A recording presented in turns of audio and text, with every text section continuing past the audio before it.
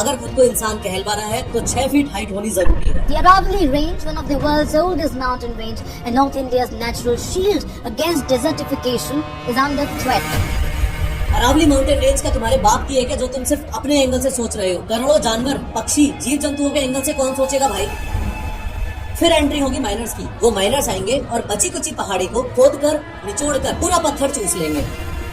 Rajasthan side में तो हद ही हो गई। 128 में से 31 पहाड़ियां पूरी तरह काटकर जमीन में कन्वर्ट कर दी गई। मतलब पूरे पहाड़ के पहाड़ ही गायब कर दिए।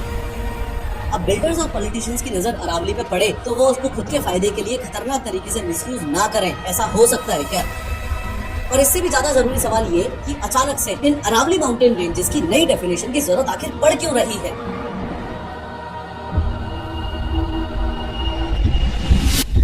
लेकिन हर बार की तरह शुरू से शुरू करते हैं। अगर कोई इंसान 6 फीट से लंबा नहीं है तो वो इंसान ही नहीं है। अगर खुद को इंसान कहलवा रहा है तो 6 फीट हाइट होनी जरूरी है। कैसी बेतुकी सी बात लग रही है ना ये सुनने में। पर अगर मैं आपसे कहूँ कि इंडिया की ओल्डेस्ट माउंटेन रेंज, हिमालय से भी पुरानी माउंटेन रेंज यानी कि अरावली माउंटेन रेंज का कितना हिस्सा अरावली माना जाएगा और कितना हिस्सा माइनिंग माफियाज और लैंड माफियाज को सौंप दिया जाएगा, इसके लिए भी ऐसी बेतुकी सी डेफिनेशन दी गई है, तो आपको एक बार में विश्वास हो जाएगा क्या? भाई मुझे तो एक बार में विश्वास नहीं हुआ था कि कोर्ट ने इस प्रकार की डेफिनेशन एक्सेप्ट कर भी ली होगी। पर क्या है ये अरावली रेंज? और अगर माइनिंग माफियाओं और लैंड माफियाओं को सौंप भी देंगे तो क्या हो जाएगा? अरे भाई अगर बिल्डिंग्स बनानी है, डेवलपमेंट करना है तो रेत, मिट्टी, बजरी, कंकड़, पत्थर प्लस लेड, कॉपर, जिंक वगैरह, मकराना, मार्बल्स वगैरह कहीं से तो लेना पड़ेगा ना। तो अरावली से ले लो, क्या फर्क पड़ता है? सिर्फ बड़ी बात नहीं, ये बहुत बड़ी बात है कि माइनिंग माफियाओं और लैंड माफियाओं का अगला शिकार अब अरावली रेंज बन गई है। देखो, अरावली रेंज एक एंशिएंट माउंटेन रेंज है जो इंडिया के नॉर्थ वेस्टर्न हिस्से में है। ये दुनिया की सबसे पुरानी पहाड़ियों में से एक है। इंडिया की ओल्डेस्ट माउंटेन रेंज है ये। और हिमालय माउंटेन रेंज तो एज वाइज अभी बच्चे पहाड़ हैं इसके सामने। ये करोड़ों साल पहले बहुत ऊंचे थे, लेकिन वक्त के साथ बारिश और हवा ने इन्हें घिस घिस कर छोटा कर दिया है। ये रेंज मेनली इंडिया के 4 स्टेट से होकर गुजरती है। सबसे पहले गुजरात से शुरू होके, फिर राजस्थान में एंटर होके, फिर हरियाणा में एंटर होके और फिर दिल्ली में रायसीना हिल्स पर खत्म होती है। दिल्ली में राष्ट्रपति भवन और JNU यूनिवर्सिटी अरावली रेंज के एक्सटेंडेड हिस्सों पर ही बने हुए हैं। जयपुर के जयगढ़, आमेर, नाहरगढ़ फोर्ट और इंडिया का लार्जेस्ट फोर्ट यानी कि चित्तौड़गढ़ फोर्ट, ये सब भी अरावली हिल्स के हिस्सों पर ही बने हुए हैं। अगर आप कभी माउंट आबू घूमने गए हो तो गुरु शिखर नाम की हाईएस्ट जगह पर जरूर गए होंगे। ये गुरु शिखर ही अरावली की सबसे ऊंची चोटी है और इसकी हाइट करीबन 1722 मीटर है। गुजरात से दिल्ली तक ये रेंज करीब 692 किलोमीटर लंबी है। अब प्रॉब्लम समझो, प्रॉब्लम क्या है? प्रॉब्लम ये है कि सुप्रीम कोर्ट ने अरावली माउंटेन रेंजेस की एक नई डेफिनेशन एक्सेप्ट की है। इस नई डेफिनेशन के 2 पार्ट्स हैं, एक वर्टिकल पार्ट और एक हॉरिजॉन्टल पार्ट। वर्टिकल पार्ट वाली डेफिनेशन ये कहती है कि अगर कोई पहाड़ी अपने आसपास की जमीन से कम 100 मीटर ऊपर उठती है यानी कि उसकी हाइट कम से कम 100 मीटर है, तभी उसे अरावली हिल माना जाएगा। मतलब अगर पहाड़ी 99 मीटर या उससे कम है तो सॉरी भाई, वो अरावली काउंट नहीं होगी। और अगर अरावली काउंट नहीं होगी तो फॉरेस्ट कंजर्वेशन एक्ट अप्लाई नहीं होगा। और अगर फॉरेस्ट एक्ट अप्लाई नहीं होगा तो प्रोटेक्शन खत्म हो जाएगी और बिल्डर्स और माइनिंग माफियाओं के लिए इन पहाड़ियों को काट के यूज करने का रास्ता खुल जाएगा। सिमिलरली हॉरिजॉन्टल पार्ट वाली डेफिनेशन ये कहती है कि अगर 2 या ज्यादा अरावली हिल्स एक दूसरे से 500 मीटर के अंदर अंदर हैं, तभी उन्हें साथ में अरावली रेंज माना जाएगा। अगर डिस्टेंस 500 मीटर से ज्यादा हो गया तो वो अलग अलग ट्रीट होंगे, एक रेंज नहीं। यानी कि फिर से प्रॉब्लम ये है कि ये नया रूल 90% छोटी पहाड़ियों को प्रोटेक्शन से बाहर कर देगा और एनवायरमेंटलिस्ट कह रहे हैं कि माइनिंग के लिए रास्ता खुल जाएगा। अब दिक्कत ये है कि अरावली रेंज की सिर्फ 8.7% पहाड़ियां ही ऐसी हैं जो 100 मीटर से ऊंची हैं, बाकी सारी की सारी तो 100 मीटर से छोटी है। अगर नंबर वाइज बताऊं तो अरावली माउंटेन रेंजेस की 12,081 पहाड़ियों में से 11,033 पहाड़ियां तो ऐसी हैं जो 100 मीटर रूल क्वालिफाई ही नहीं कर पाएंगी। सिर्फ 1,048 पहाड़ियां ही ऐसी हैं जो इस रूल को क्वालिफाई कर पाएंगी, यानी कि अरावली माउंटेन रेंज की पहाड़ियां कहला पाएंगी। तो इसका मतलब ये हुआ कि 91.3% पहाड़ियों पे अब खतरा मंडरा रहा है। खतरा लैंड माफियाओं का, खतरा माइनिंग माफियाओं का,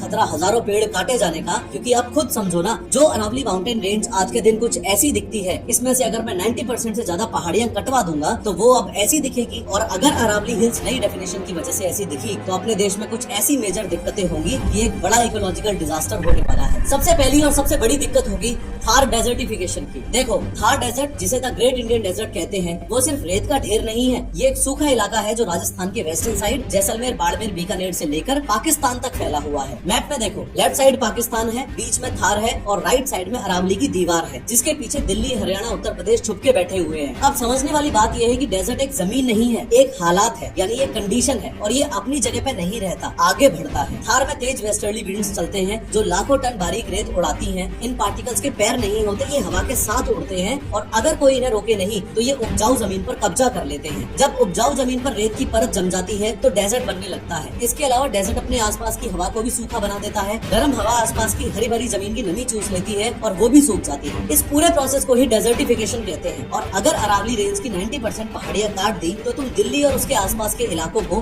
डेजर्टिफिकेशन से नहीं बचा पाओगे। मतलब डेजर्ट कैंसर की तरह स्प्रेड होता है। अगर अरावली रेंज की 90% पहाड़ियाँ काट दी गयी तो थार की रेत को रोकने वाला कोई नहीं होगा। वो सीधे गुरुग्राम, फरीदाबाद, दिल्ली, ईस्टर्न राजस्थान और उत्तर प्रदेश पर बरसेगी। तुम्हारे पार्क, खेत और गार्डन्स की मिट्टी पर रेत बिछना शुरू हो जाएगी और अगले कुछ सालों में घास उगना बंद हो जाएगी। प्लस जो गर्म लू चलती है वो और ज्यादा जानलेवा हो जाएगी, क्योंकि बीच का ठंडा जंगल तो तुम माइनिंग माफियाओं को ऑलरेडी दे ही रहे हो। यानी अगर अरावली गई तो थार डेजर्ट धीरे धीरे दिल्ली एनसीआर की तरफ शिफ्ट होना शुरू हो जाएगा और अगले कुछ डेकेड्स में दिल्ली का मौसम कुछ कुछ जैसलमेर जैसा सूखा पड़ जाएगा, बस बिना ऊँटों के। दूसरी सबसे बड़ी दिक्कत होगी कॉरिडोर तोड़ने की। हमने इस एंगल से तो इस मुद्दे को सोच लिया कि अगर अरावली रेंज नहीं रही तो इंसानों का क्या होगा, पर हमने क्या इस एंगल से इस मुद्दे को सोचा कि अगर अरावली रेंज की 90% से ज्यादा पहाड़ियाँ कट गई तो वाइल्ड लाइफ का क्या होगा। अरावली माउंटेन रेंज क्या तुम्हारे बाप की है कि जो तुम सिर्फ अपने एंगल से सोच रहे हो। करोड़ों जानवर, पक्षी, जीव जंतुओं के एंगल से कौन सोचेगा भाई। इंसानों के पर्सपेक्टिव से हम माइनिंग और पॉल्यूशन तो देख रहे हैं, पर जानवरों के पर्सपेक्टिव से क्यों नहीं देख रहे हैं कि अरावली माउंटेन रेंज की